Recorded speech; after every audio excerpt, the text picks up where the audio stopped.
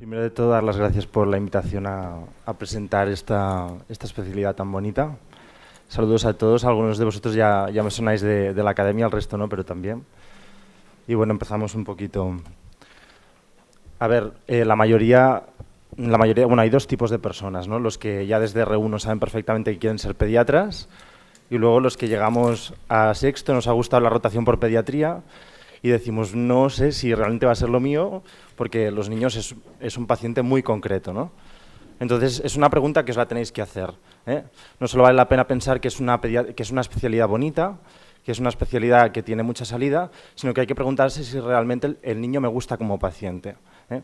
Tiene sus pros y sus contras, ¿eh? Ya veremos que es un paciente muy empático, pero también veremos que es un paciente que es difícil de abordar, ¿eh? Y esto te va a marcar toda tu vida y por lo tanto es una pregunta que te tienes que hacer, ¿no? Un poco los pros, ¿eh? La pediatría sería como una medicina interna infantil. La pediatría aborda al paciente en su forma integral y en este sentido sería una medicina interna infantil. Pero a la vez reúne las especialidades pediátricas. Esta también es su gracia, ¿no? Es pediatría y sus especialidades.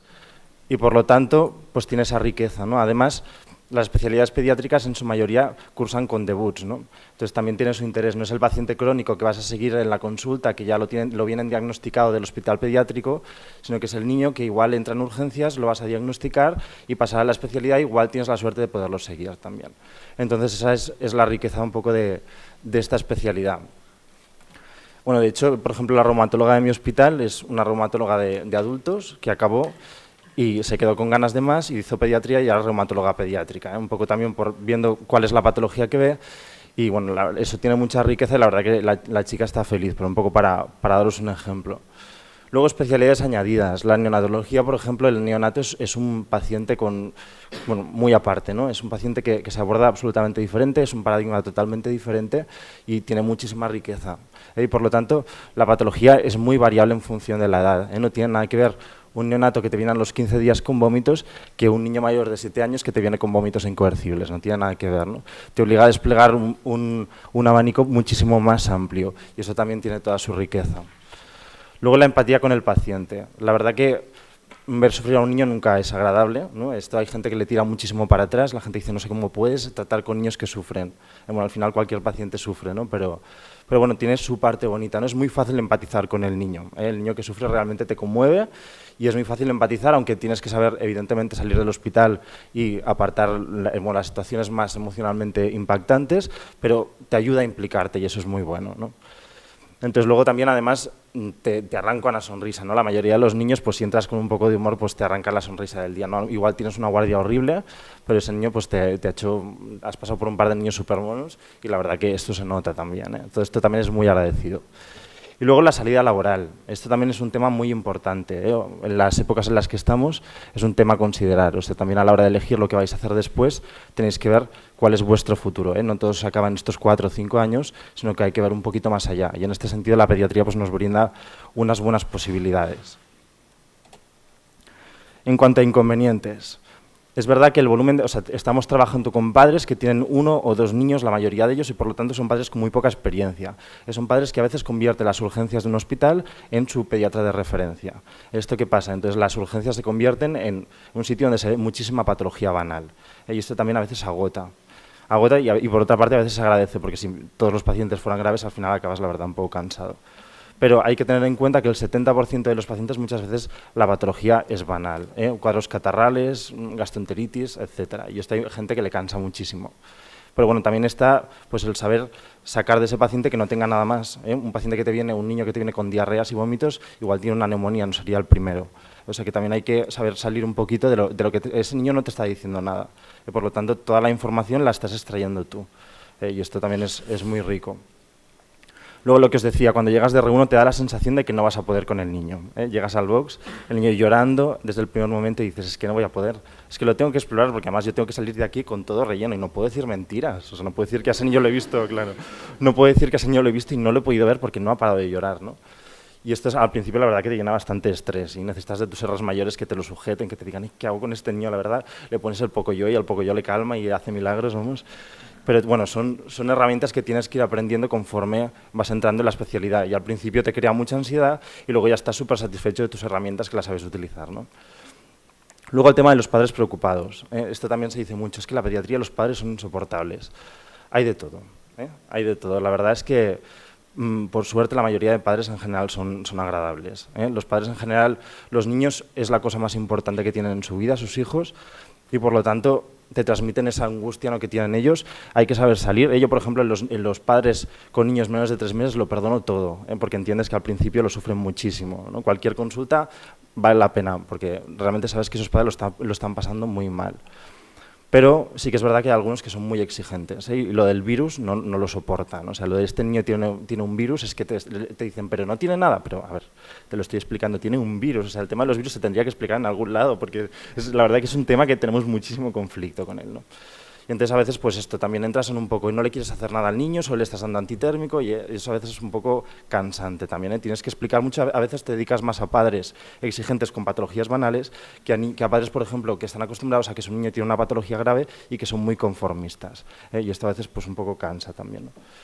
Luego, lo que os decía, las especialidades tienen un matiz, el acceso no es fácil. Es verdad que tienes una formación básica a nivel pediátrico, que vas a saber de las diferentes especialidades un poquito como para ser pediatra de urgencias, por ejemplo, o pediatra general, pero luego si quieres hacer, por ejemplo, endocrino pediátrica, por lo menos en Cataluña, me parece que en Madrid todavía no es así, tienes que hacer un máster, lo que quiere decir que tienes que pagar una matrícula y que te tienes que pasar 2 años trabajando sin cobrar. Yo, por ejemplo, eso no lo soporto.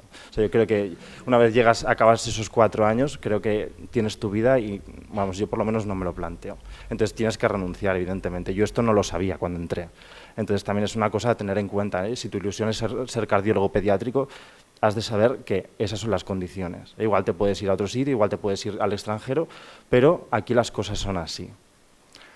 Luego, lo de la salida principal, esto no es un inconveniente realmente. Lo he puesto aquí porque hay gente que lo encuentra como tal. Es verdad que hay mucha salida laboral, pero la mayoría de la salida laboral es a la pediatría ambulatoria. Y esto tiene que ser una vocación también, Yo creo que un pediatra ambulatorio tiene que ser una persona que realmente tenga ganas de ir al ambulatorio, no una persona que diga, mira, yo aquí voy a vivir mejor, voy a tener un horario y no voy a tener guardias y por lo tanto me voy al ambulatorio. Yo creo que eso también es una elección, y lo tienes que saber también al empezar. Porque si acabas aquí, tus pacientes necesitan de tu interés y de un seguimiento y a veces, pues, y requieren, la verdad que en el ambulatorio requieren mucha empatía con el paciente y con la familia, y esto hay que saberlo también. Luego ya nos hemos respondido a la primera pregunta, vamos a qué tipo de hospital voy a elegir. Siempre está la dicotomía de hospital grande, hospital pequeño. Yo elegí un hospital grande, entonces un poco os digo el por qué. ¿Por qué? Porque ves mayor volumen, como decía el jefe de pediatría, lo importante es tocar, y es verdad, en realidad. Es verdad que en un hospital pequeño igual estás tú solo y tocas muchos niños, pero en un hospital grande tienes un volumen de visitas muy importante, vas a tener la patología común igual, las bronquiolitis, los broncoespasmos, eso no te salvas de ellos, pero además vas a tener niños con patología extraña, Vas a tener niños crónicos, niños con mucha patología que tienes que saber abordar a veces tú solo a última hora de la mañana, Entonces, realmente es importante el saber estar en un sitio que te permita luego ir a otro y tener herramientas. Y luego el tema del currículum. Esto es una cosa que en realidad no es un absoluto, pero sí que se tiene en cuenta. En mi hospital hay muchísima gente que viene de hospitales más pequeños y se ha quedado, o sea que no es un absoluto para nada. O sea que los que por número no podáis escoger, eso no os priva de que más tarde podáis ir a un hospital más grande. Pero sí que es verdad que es más fácil bajar un escalón que subirlo. Esto es una cosa bastante obvia. Y luego las ventajas de un hospital pequeño. Son menos residentes por año, entonces eso tiene sus beneficios. El tema de la responsabilidad es muy importante, saber llegar hasta al final y tener la responsabilidad prácticamente de un adjunto, yo creo que es importante. Saber salir de ahí y tener la seguridad de que luego vas a saber actuar igual que lo estabas haciendo. Y esto en un hospital pequeño yo creo que lo consigues más, porque estás más solo. De hecho, los R mayores hacen de adjunto en las guardias muchas veces, y eso también es un tema a tener en cuenta. Luego menos a repartir, Si hay un niño interesante, por ejemplo, pues son menos a repartir y eso también se nota. Yo creo que no hay competitividad, en este sentido no he tenido nunca ningún problema y la verdad es que los ves y te explicas, ¿y este paciente qué tal? O sea, no hay ningún tipo de competitividad, Pero sí que es verdad que, bueno, pues si te ha tocado, pues es una suerte también, Y luego el acceso a congresos, los sponsors, los laboratorios, igual les es mucho más fácil pagarle a un residente de un hospital que son 2 o pagarles 2 que no pagar a 12 o a 15. Entonces, eso también es un tema a tener en cuenta. Yo creo que los congresos no es una cosa muy importante en lo que es nuestra formación, pero bueno, hay gente que le interesa muchísimo, ¿eh? Lo importante igual sería más importante publicar, pero bueno, hay que saberlo, también hay quien le interesa muchísimo. Y luego la posibilidad de rotación externa. Hay hospitales que facilitan muchísimo que su residente vaya a rotar a un hospital más grande y le dejan muchísimo margen. De hecho, tenemos residentes de hospitales más pequeños que rotan más tiempo que nosotros en nuestros servicios. Y esto a veces pues, te da un poco de rabia porque tú querrías a lo mejor alargar esa rotación y te la ves recortada mientras que todo el resto se beneficia. Y esto también hay que tenerlo en cuenta, ¿eh? Luego, factores a tener en cuenta a nivel general. Yo creo que se han dicho en las diferentes charlas, esto se ha ido diciendo, el ambiente, esto es muy importante, ¿eh? Son 4 años de tu vida, que es verdad que te estás formando, pero necesitas crecer con una seguridad de que el sitio te aporta además calidez humana. O sea, necesitas tener, tus residentes prácticamente son como familia, y llegas al final y esto es muy importante. Y la relación con los adjuntos pues también es un factor importante. Luego la responsabilidad, la responsabilidad que se da en cada centro. Esto es importante. Yo creo que el R1 tiene que tener una supervisión. De cara a los niños, por lo menos, es muy importante. Tú llegas allí sin saber nada realmente porque la carrera nos aporta muy poco y no es de recibo que ese niño tampoco tenga que pagar a una persona inexperta. Entonces yo creo que un R1 y un R2 de alguna manera tienen que tener una cierta supervisión, pero también el R3 y el R4 tienen que tener un cierto margen, ¿eh? Y es un poco ir jugando con esto y esto hay que preguntarlo. El tema de la docencia, esto es muy importante, ¿eh? Lo que decía la compañía de cirugía plástica, es verdad que tú puedes decir, bueno, yo me formo por mi cuenta, yo leo lo que quieras, pero es verdad que tienes mucho trabajo, tienes tu vida y si no te obligan a hacer cosas, a veces no las haces. Entonces, yo creo que es bueno que haya una docencia establecida, que haya unas sesiones establecidas que te obligan a prepararlas y también que se te facilite pues, el acceso a talleres, a cursos. Por ejemplo, en mi hospital se facilita que todos los cursos de la aula de pediatría de la universidad son gratuitos dentro del contrato, y eso es dinero también. Luego el tema de las rotaciones, la facilidad para la rotación externa. Hay quien, por ejemplo, tiene muy claro que quiere estar en un hospital, pero quiere irse a otro también a hacer alguna cosa concreta. Por ejemplo, por lo menos en mi hospital es difícil hacer una rotación externa. La tienes que documentar muy bien, tienes que insistir muchísimo y es un tema bastante complicado. Se asume que un hospital grande tiene lo suficiente como para aportarte y les cuesta un poco dejarte ir, porque también es mano de obra, o sea que esto también se nota. Y luego el acceso a la investigación. Esto igual a vosotros ahora mismo no os interesa nada y la verdad es que era mi situación cuando empecé. Tú quieres ser médico, tienes muchas ganas de ver a pacientes y llegas allí y te empiezan a plantear trabajos. Pero bueno, esto al final es importante también. Es verdad que tienes que compensarlo, lo importante es saber de medicina y saber de tu paciente, pero sí que es verdad que es una parte que se valora muchísimo actualmente y que se tiene que trabajar en ello. Y luego el tema de los factores económicos. Esto ahora mismo es algo importante, sobre todo para algunos que se tienen que pagar el piso, como bueno, se tiene que pagar el piso, igual tienen familia. Esto es un tema importante, ¿eh? El sueldo base, que no suele ser demasiado diferente entre los diferentes centros, pero algo sí que varía. El número de guardias que aparte de formarte te permiten sostenerte económicamente.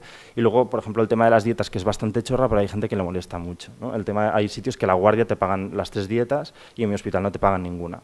Es verdad que tampoco no es una cosa muy importante, pero hay gente que le mosquea. Y si te da igual un hospital que otro, pues a lo mejor te hace decantarte, ¿no?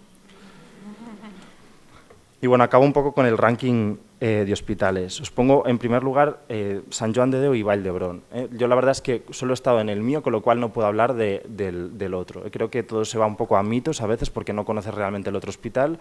Creo que son 2 hospitales muy potentes, cada uno con su manera de hacer un poco diferente, pero que son muy buenas opciones los dos. Por tradición Hospital Sant Joan de Déu se acaba generalmente antes, pero bueno, a veces es variable esto.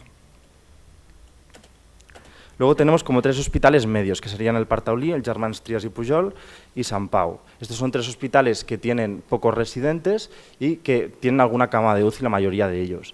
Por lo tanto, esto también tiene sus ciertos beneficios. En general, ellos pueden hacer rotaciones externas, con lo cual también es una buena opción y últimamente la verdad es que la gente está pujando bastante por ellos.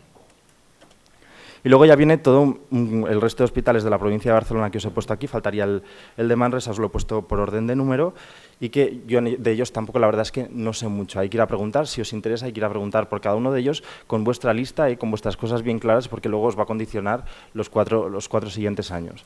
En cualquier caso, deciros que la mayoría de residentes están contentos en sus hospitales, o sea que la elección al final yo creo que va a ser buena en cualquiera de los casos, ¿eh? Pero bueno, un poco hay que ir con las cosas claras. Muchas gracias.